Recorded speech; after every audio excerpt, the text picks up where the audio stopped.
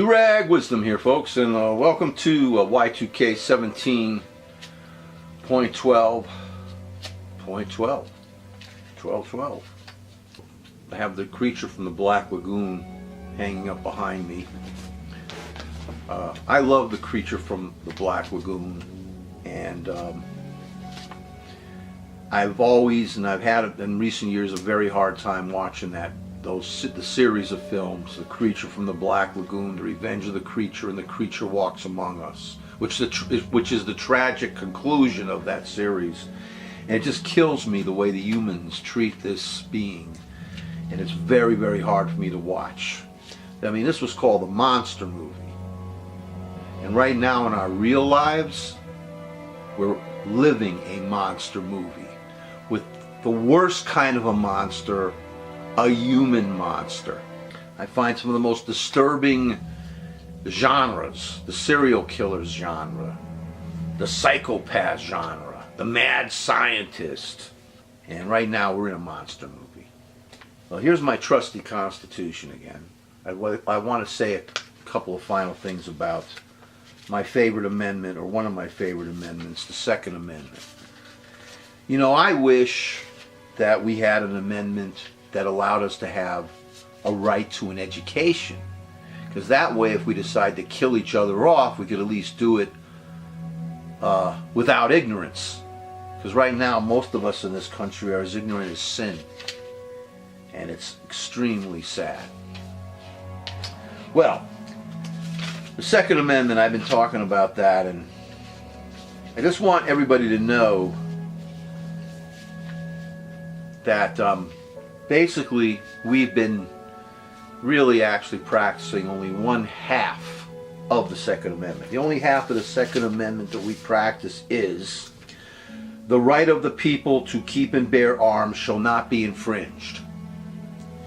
Whereas the other part that we ignore, a well-regulated militia being necessary to the security of a free state. A well-regulated militia being necessary to the security of a free state, the right of the people to keep and bear arms shall not be infringed.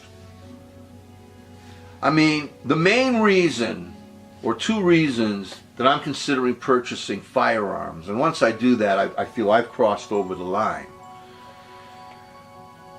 is, of course, to protect my home, my wife, because nowadays someone breaks into your house, they want to kill you as well as rip you off. But I also imagine myself being there, as old as I am, to help to be that civilian, well-regulated, trained militia, because that's what a militia is. Civilians who have trained.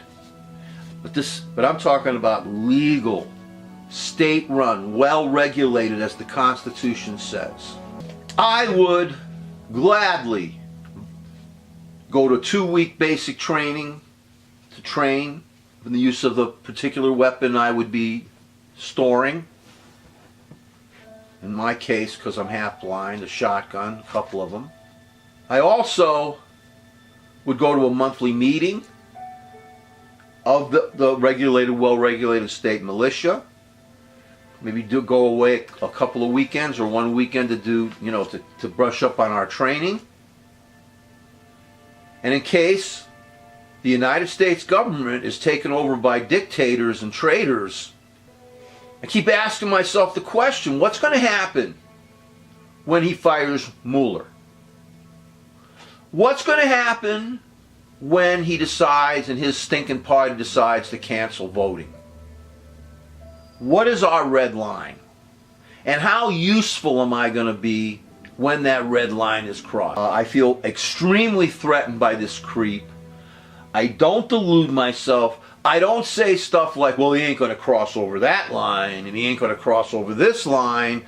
Hey, there's plenty of room on what's left of the life on this planet for another society, another country that is now occupied by our country, the United States. And we could lose our country just like this. Lose it. because of being apathetic, taking it for granted that this is what it's all about and it's going to stay that way and I don't have to do a thing to protect it. What are we going to do if he cancels Mueller? What are we going to do if he cancels voting? What are we going to do if he sends us into a nuclear war? What are we going to do? What is our red line?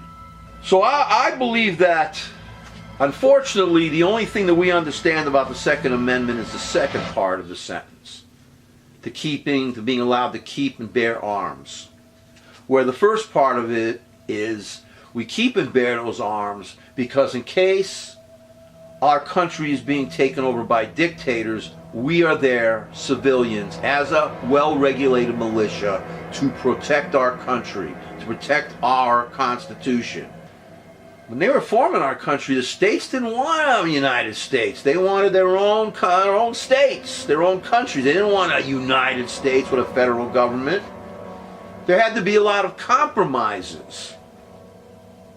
And of course, one of the compromises is this Second Amendment. But we are a society, a culture. We, the human species, we suffer from chronic naked apitis. And all we want to do really is to oppress and destroy one another. Well, I don't want to let this creep, this son of a creeping piece of trash Trump, take our country and give it to Putin.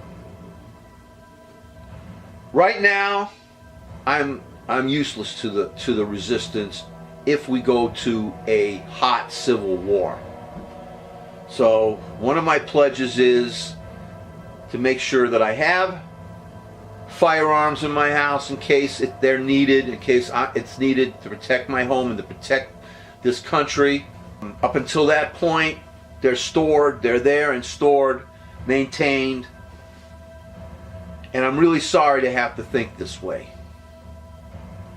And I think that the rest of us should start thinking and truly understanding what that Second Amendment is all about.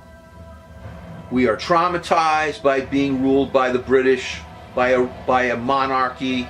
We do not want kings. We do not want dictators.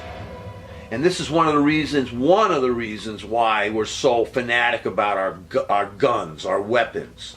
Merry Christmas, Happy Hanukkah, Joyous Kwanzaa, Happy Hitchens Time, Atheist Month.